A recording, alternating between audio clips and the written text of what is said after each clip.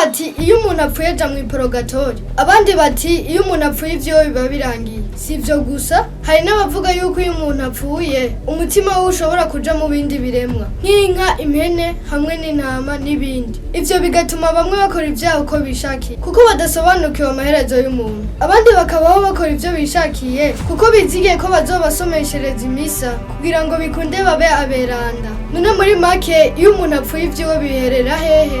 Muri Matayo 22 ku murongo wa 28 kugeza ku wa 30, Yesu avuga ko hazogera igihe abantu bazuke, abakoze neza babe nk'abamarayika, abakoze nabi nabo bahabwa igihano. Abavuga yuko iyo umuntu apfuye aja Mwi Purugatori baba banyuranyije n'ijambo ry'Imana, kuko nta Purugatori iba no muri Bibiliya nzima ntaho ushobora kuyisoma. Iyo umuntu apfuye ntaco womubwira, ntaco yokubaza, nta n'inama yo kugisha, kandi nta niyo womubwira. Wanashima mu vyiwe bimwe biba vyaramaze kwibagirana. Umusiguzi 9:5 haratubwira ngo erega bariho baba bazi ko bazopfa, ariko abapfuye ntaco baba bakizi kandi nta mera baba bakibona, kuko kwibuka kwabo kuba kwaramaze kwibagirana. Muri Matayo kandi 22 umurongo wa 32 haranditswe ngo iti ni jewe Imana ya Aburahamu, Imana ya Isaka, Imana ya Yakobo. Imana si y'abapfuye ni y'abariho.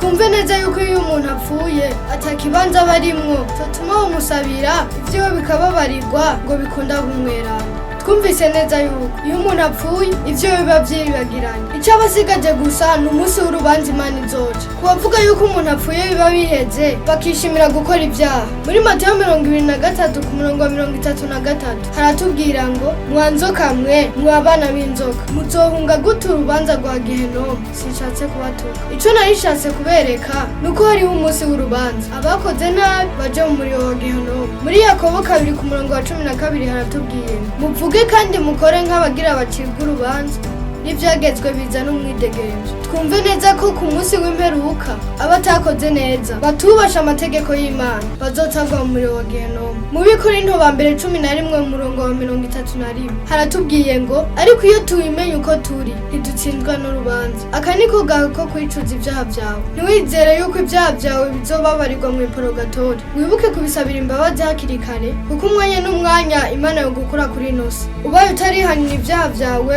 uzoja mu muriro wa Gehinomu. Imana ibahe kuvyumva no kuvyumvira mu izina rya Yesu.